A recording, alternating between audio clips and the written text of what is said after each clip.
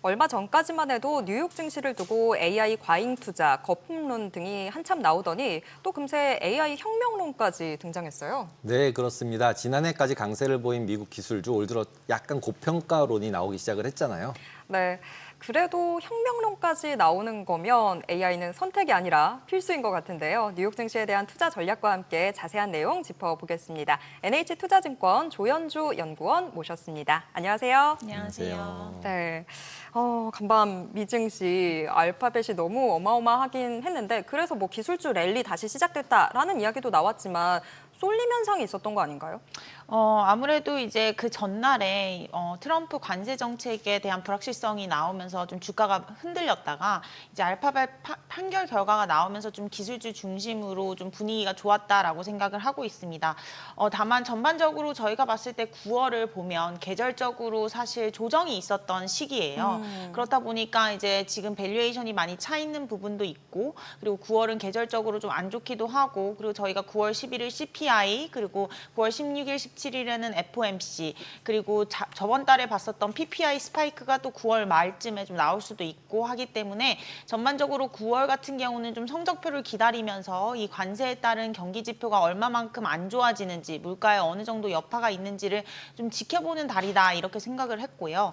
어제 아무래도 판결 이슈로 인해서 이제 기술주에 대한 모멘텀이 좀 받았다 이 정도로 좀 생각하고 있습니다. 근데 실제로 지난주 금요일 날 같은 경우에 금리 발작 수준이었잖아요. 전 세계 장기채 금리들 상승하면서 네. 완전 기술주 다 무너지고 그래서 네. 월요일까지 시장에서 그나마 다행이었고 그 다음 날 또 빠져서 네. 이제 음봉 2개 나오면서 와 이제 끝이다. 네. 거의 그런 차트랑 그런 느낌이었거든요. 그러면서 이제 맞습니다. 9월 달 망가지는 줄 알았는데 갑자기 이제 구글이 나와가지고 다 돌려놔서 차트도 다 바뀌고 분위기도 다 바뀌었는데 금리는 또 어저께 같은 경우 확 빠지더라고요. 네. 그래서 이걸 어떻게 어느 쪽으로 장단을 맞춰야 되는 상황인가요, 지금?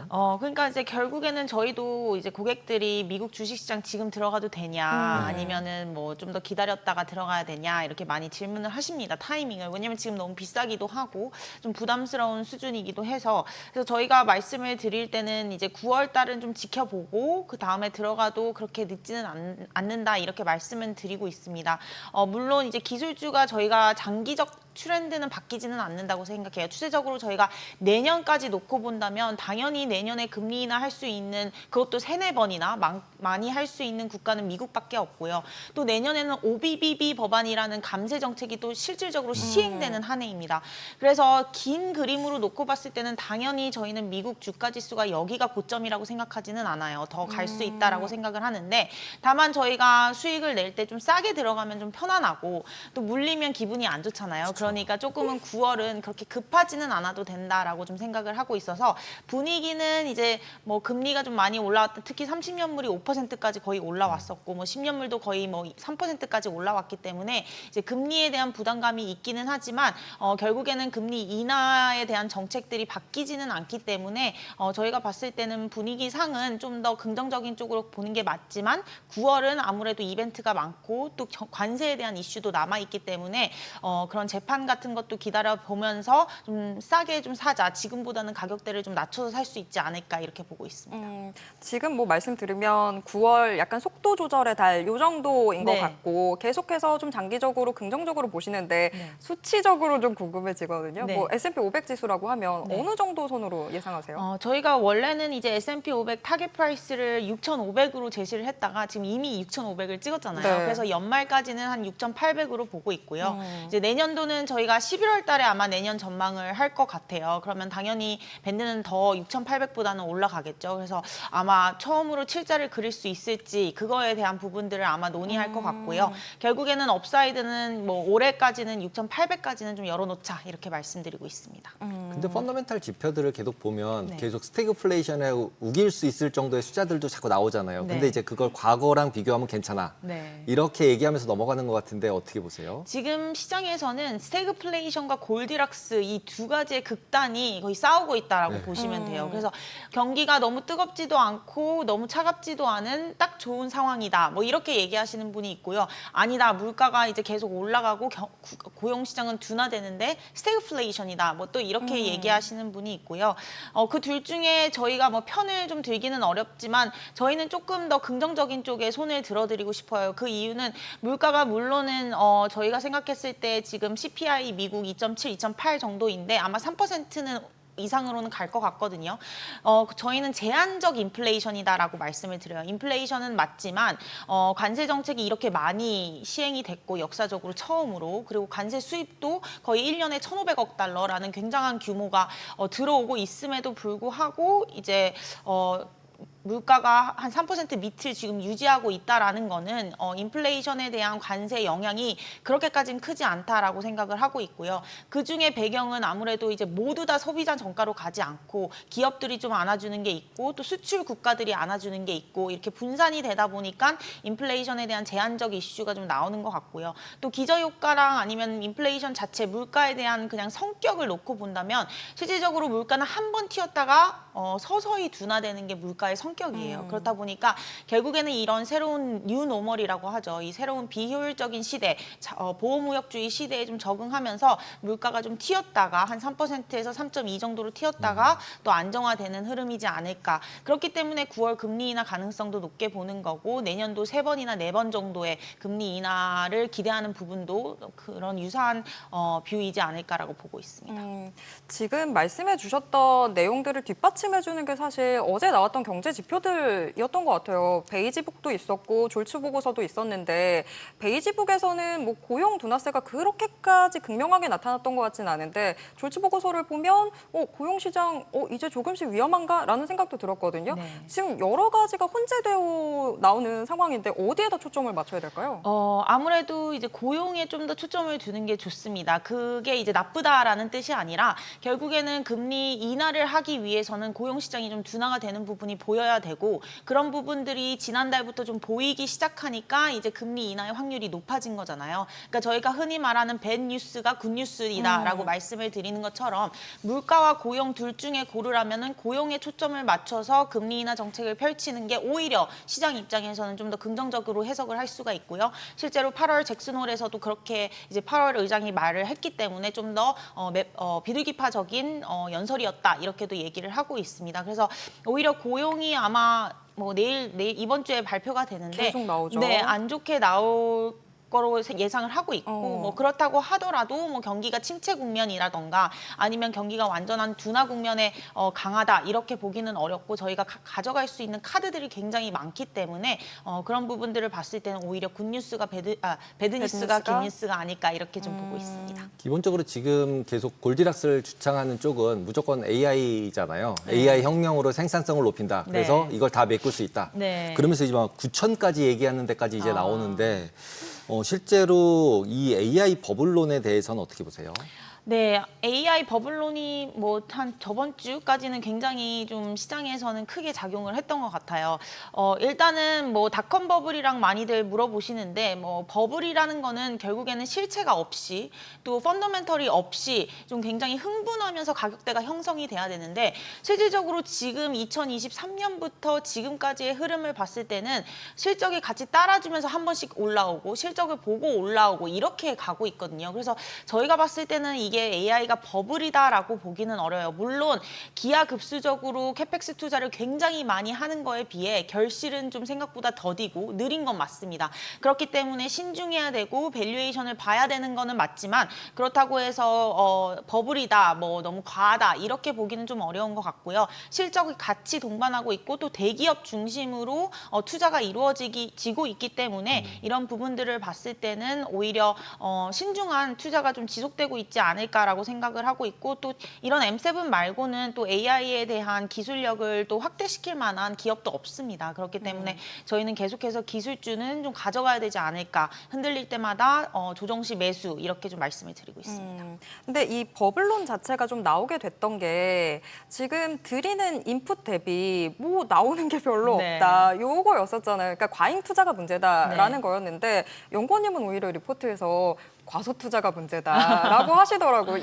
왜 네. 과소 투자가 더 문제예요? 네, 일단 뭐 제가 말한 건 아니고요. 이게 대부분의 이제 미국 기업들이 하는 얘기입니다. 이렇게 캐펙스 투자를 어마어마하게 하면서 결실이 없는데도 왜 계속하느냐? 네. 뭐 이런 질문들을 컨퍼런스 콜이나 어닝 콜에서 많이들 하세요. 그럴 때 이제 기업들 CEO들이나 뭐 CFO들이 하는 말들이 이제 과잉 투자보다는 과소 투자가 더 리스크가 크다 이렇게 얘기를 하는 거고 그 이유는 말한 대로 이제 뭔가 기술력이 변화하는 시점에서 그걸 따라가지 못하면 굉장히 크게 뒤처질 수 있기 때문입니다. 메타가 예를 들어서 굉장히 많은 돈을 들여서 개발자들을 사들이고 계속 투자를 하는 이유가 이 트렌드에서 뒤처지기 시작하면은 살아남기 어렵다라는 점을 느꼈기 때문이라고 생각을 하고요. 저희가 잘 아는 뭐 일본의 소니, 파나소닉, 뭐 노키아 이런 유럽의 노키아 이런 기업들이 이런 트렌드에서 좀 쫓아오지 못했던 기업들이잖아요. 한 그런 번 삐끗했다가. 네, 그런 것과 마찬가지라고 좀 생각을 하고 있습니다.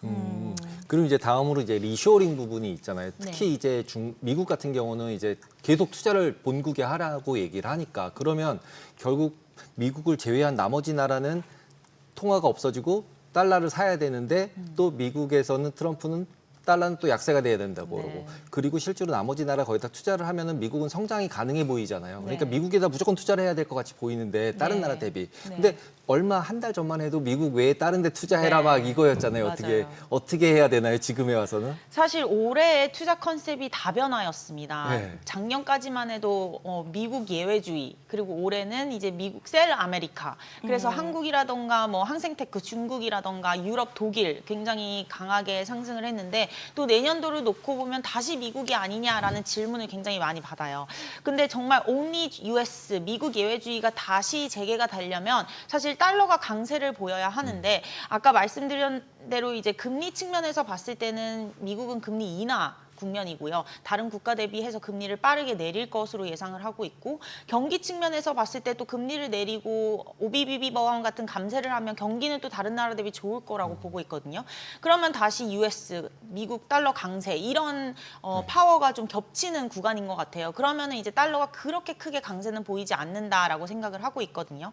그래서 지금 보면은 독일, 뭐 중국, 한국, 미국 모두 다 밸류에이션이 무게 차 있다라고 생각을 하고 있어서 전 세계적으로 지금 여기서의 좀 조정은 좀 있을 거라고 생각을 하고 있고요. 그 다음에 이제 놓고 봤을 때는 뭐 only US까지는 아니더라도 US를 제외시키기는 어려운 상황이다 이렇게 좀 보고 있어서 당연히 이제 내년도까지 좀 긴 그림에서는 저는 미국을 무조건 담아가자 이렇게 말씀을 드리고 있고요. 말씀드린 대로 이 리쇼어링 때문에 저는 미국 쪽 기술주 특히 오토메이션이나 자동화 관련주들은 계속 갈 수밖에 없다. AI가 필요하다 이렇게 말씀을 드리는 겁니다. 아무래도 이제 리쇼어링 정책은 트럼프만 하고 있는 게 아니에요. 바이든도 굉장히 강하게 얘기를 하면서 IRA 같은 인센티브도 많이 쏴줬고 그러면 2028년에 미국 대선이 있어서 트럼프가 내려가거나 아니면 당장 내년에 중간 선거에서 공화당이 져서 트럼프의 파워가 약해진다고 하더라도 이 리쇼어링이라는 것은 굉장히 오랜 기간 지속될 거라고 보고 있거든요. 그렇다면 미국 내에서 공장을 짓고 미국 내에 제조업을 설비 투자를 해야 되는데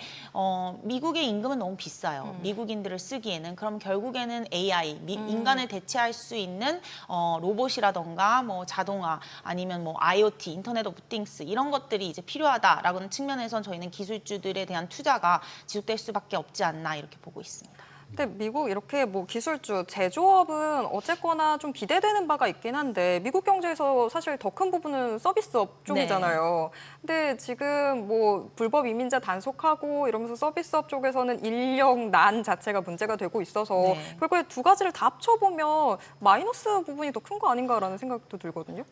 그렇지는 않다고 보고 있습니다. 일단 서비스업 같은 경우는 이미 자동화가 많이 되어 있어요. 저희 키오스크 같은 경우도 굉장히 많이 미국에는 있고 있고 이미. 오. 네, 그리고 대부분들의 저희가 이제 캐셔들도 좀 찾아보기가 힘들어요. 대부분 다 기계로 많이 하고 있고.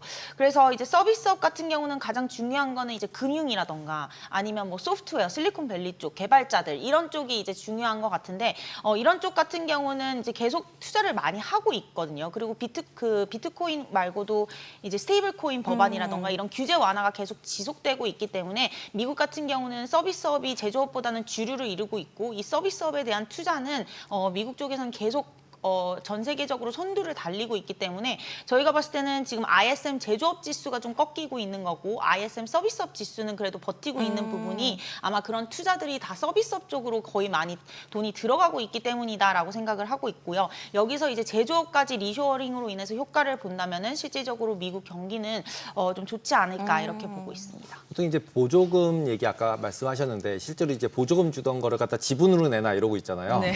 예, 그러면은 기본적으로 재정 적자 부분이 계속 다른 나라도 다 문제고 지금 실제 영국 같은 경우는 거의 작년에 문제가 생겼던 시기까지 다 올라갔는데도 잘 중앙은행들끼리 잘 어떻게 뭘 하고 있는 것 같아요. 네.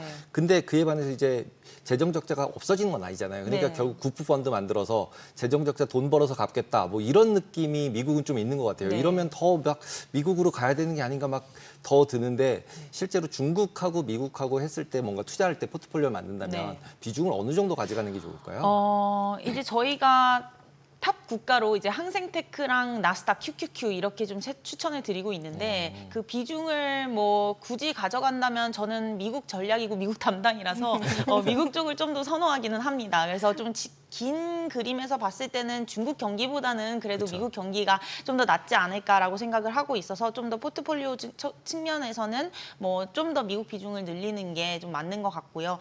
지금이 좀 더 부담스럽다면 차라리 9월 말이나 아니면 FOMC 이후에 들어가면은 좀 더 좋지 않을까 이렇게 생각하고 있습니다. 어차피 지금 포트폴리오 비중 얘기도 나왔으니까 얘기 듣다가 미국도 로봇주를 사야 되나 이 생각도 들었었거든요. 네. 어떤 쪽을 좀 보면 좋을까요? 네, 저희가 아무래도 이제 가장 좋게 보는 거는 당연히 이제 테크 쪽 좀 좋게 보고 있고요. 그래서 그 전까지만 하더라도 저희가 뭐 엔비디아나 뭐 브로드컴 이런 반도체주들을 좀 넣지는 않았는데 이번 달부터 저희 월보에 이제 반도체를 넣었습니다. 그래서 뭐 엔비디아, 브로드컴 같은 경우를 좀 긍정적으로 보고 있고 테크 쪽을 이제 다시 보자 기술주들 중심으로 좀 말씀을 드리고 있고 기존에 저희가 1월부터 계속 추천을 드렸던 게 전력 인프라인데 최근에 좀 많이 쉬었어요. 뭐 비스트라라던가 아니면 뭐 엔페이즈 에너지라던가 그래서 이런 전력 인프라 같은 경우는 쉴 때마다 담아가자 이렇게 좀 말씀을 드리고 있고 마지막으로 말씀 주신 대로 로봇 관련주 그래서 로크웰 오토메이션이라던가 아니면 뭐 아마존 대표적으로 물류 자동화 시스템이 굉장히 잘 돼 있고 글로벌 선두주자로 나오고 있기 때문에 이런 로봇 관련주들도 당연히 좀 가져가는 게 내년까지 바라봤을 땐 좋지 않을까 이렇게 보고 있습니다. 네, 어떤 종목들 봐야 되는지까지도 체크를 해봤습니다. 오늘 말씀 여기까지 듣겠습니다. 고맙습니다. 감사합니다.